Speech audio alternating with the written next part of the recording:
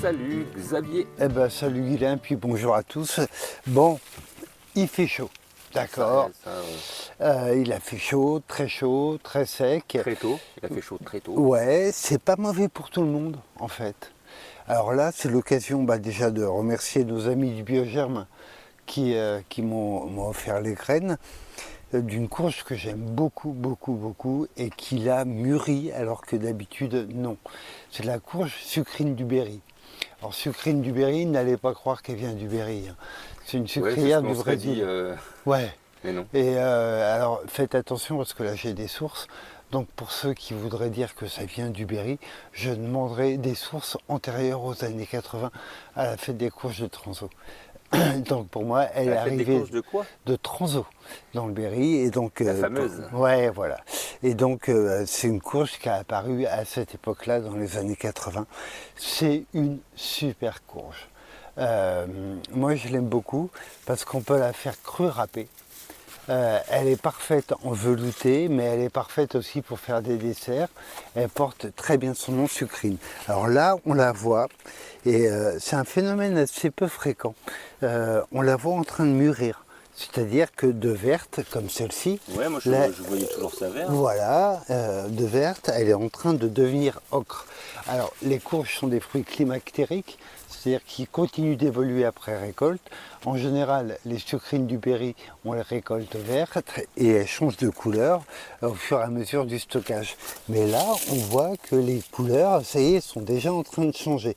Donc, les sucrines du Berry, cette année, vont être particulièrement bonnes, ce qui est une excellente nouvelle. C'est vraiment une très bonne courge qui, à la limite, peut presque gêner par son côté sucré.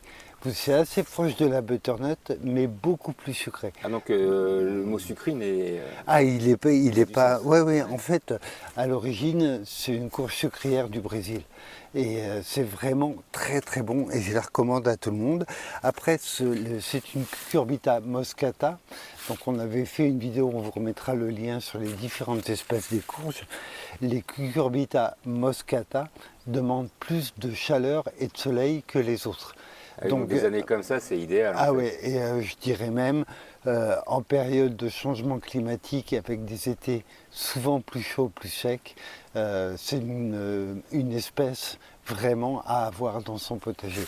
Donc la courge sucrine du Berry est en train de mûrir et c'est jamais arrivé trop ou là c'est vraiment les années chaudes et sèches. Ouais.